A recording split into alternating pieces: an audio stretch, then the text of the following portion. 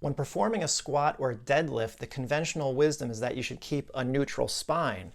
But what is a neutral spine, and how do you know whether you really have a neutral spine?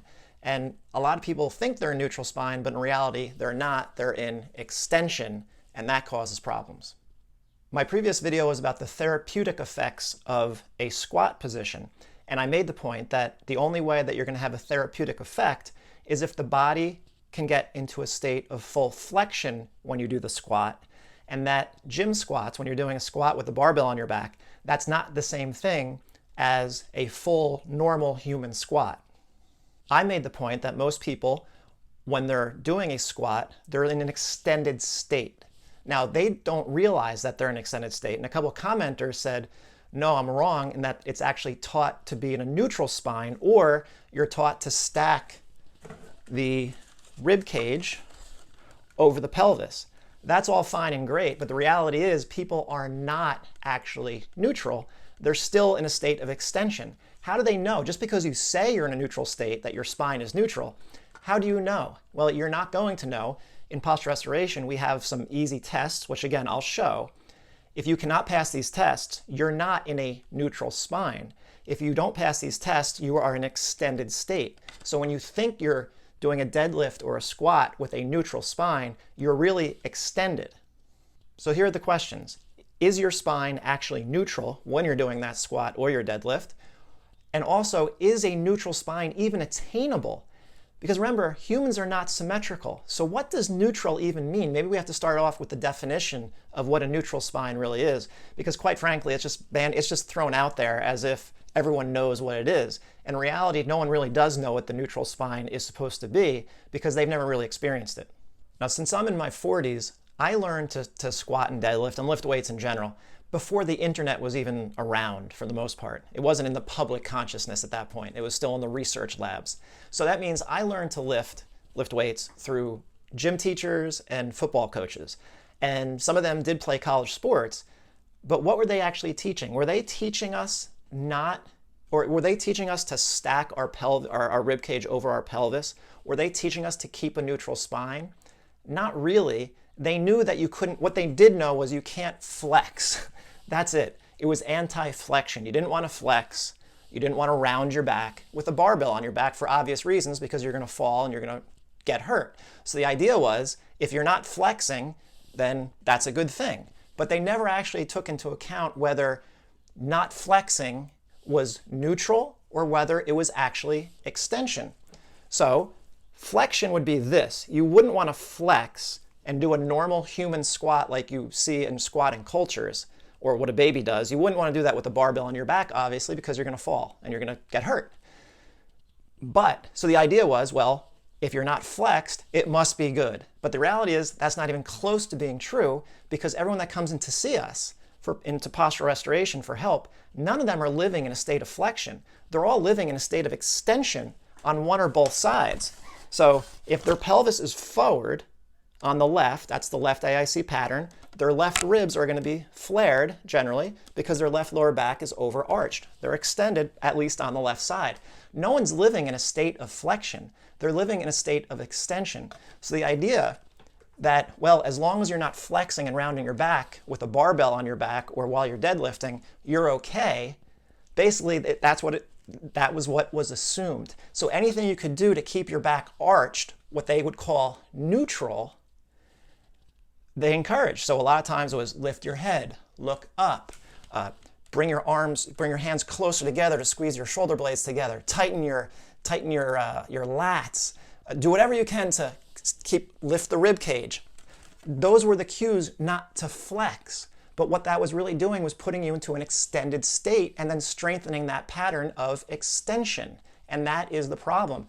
The more you extend and the more you strengthen that position of extension, which most lifters are actually doing, whether they realize it or not, because they don't know that they're not in a neutral spine. They think they are, but they're not. So that's going to be the problem. They're strengthening, and the body is not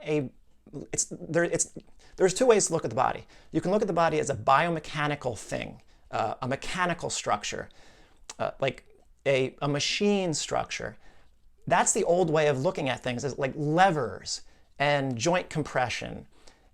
But that's not really what the body is. It's more of a tensegrity structure. This is a Buckminster Fuller. Tensegrity structure is where we have a structure of tension, reciprocal tension that's holding us together, and there's deformation. You can't split the body up into various parts like, oh, this is an elbow and this is a shoulder and down there is a foot, as if they're not completely connected. They are. The moment you move this, something on the other side, your whole body is going to actually move, even in microscopic amounts, because everything, you're enveloped in tissue and connective tissue. The skin, the muscles, everything is so connected. There is no separation. We call this a bicep, we call this a tricep. That does not exist in nature. It's all one thing. If you look at the body as a mechanical motor, as a machine, you miss the big picture, and that's what most people, the strength and conditioning community, is still looking at the body in the machine model, and it's completely just inaccurate. That's not how it works. It's a tensegrity structure driven by what the brain is sensing. One of the most profound things I ever read was in this little book, The Secret Oral Teachings in Tibetan Buddhism, and what they point out is that we conceive of the universe or ourselves as containers, as things that are able to move. And in reality, what they're saying, and this is what I believe, is we are not containers or receptacles that can move. We are movement. The universe is, everything is moving. Everything is a constant state of flux, a constant state of flow, constantly changing. There is nothing that is staying the same in the universe and in our bodies. Cells are dying continuously and new cells are being formed. There's nothing. Like sometimes they say something like, this arm is completely changed in 7 years because all the cells die out and eventually new cells are created. That's constantly happening. We're in a constant state of flux.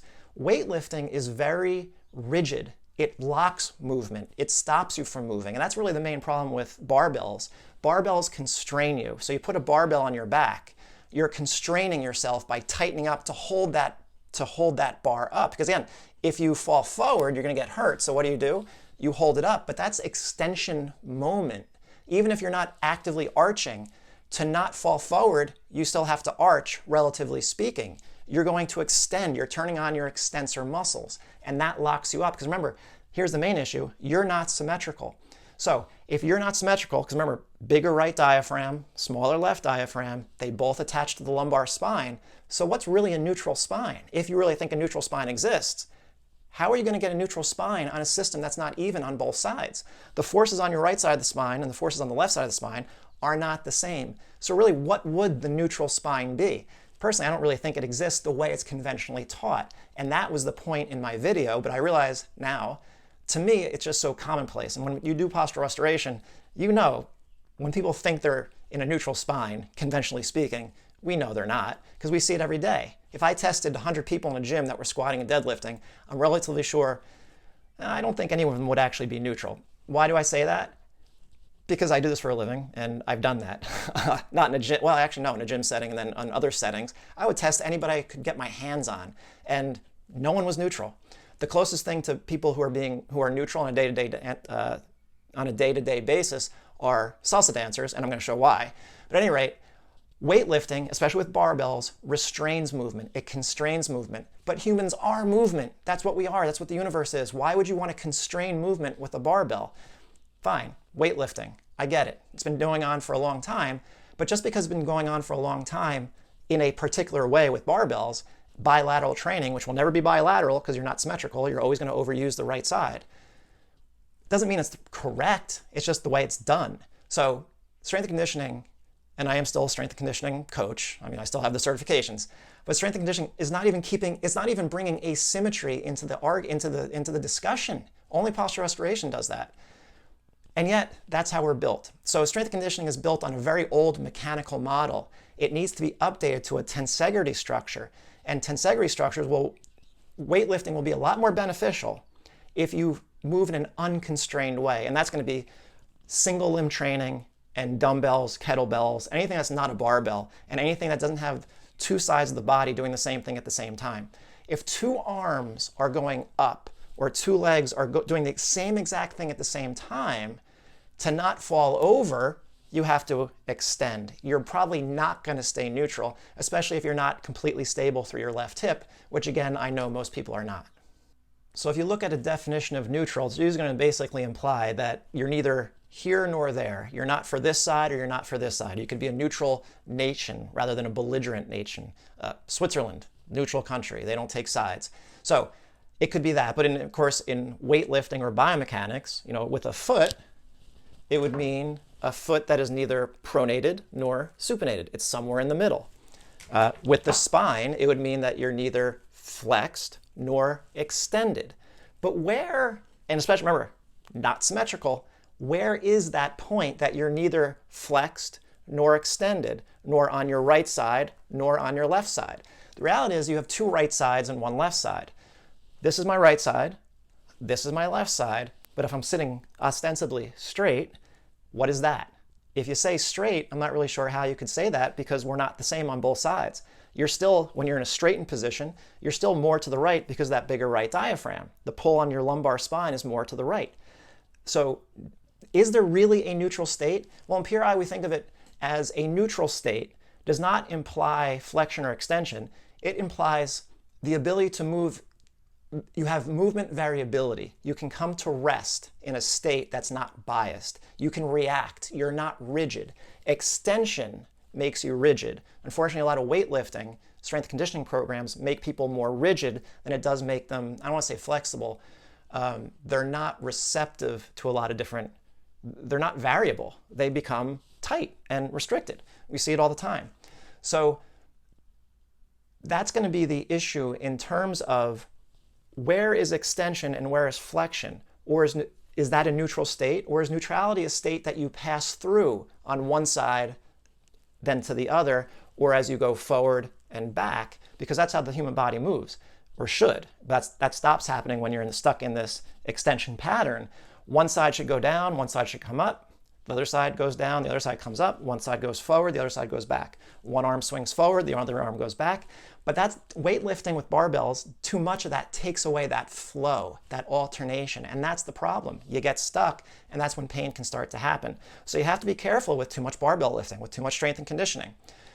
It kind of makes your body a little bit dumber. I'm not against it, I still do it, but I do it in very specific ways to not extend me. So what would flow look like? What would a tensegrity structure look like? Clearly, if you put a barbell on your back, I think anyone can figure out that's the opposite of flow. You're constraining yourself. You're tightening up and you're trying to move a weight. You're creating tension and your sympathetic nervous system goes sky high. And you start to use your neck too much and you disengage your diaphragms. I've talked about this plenty.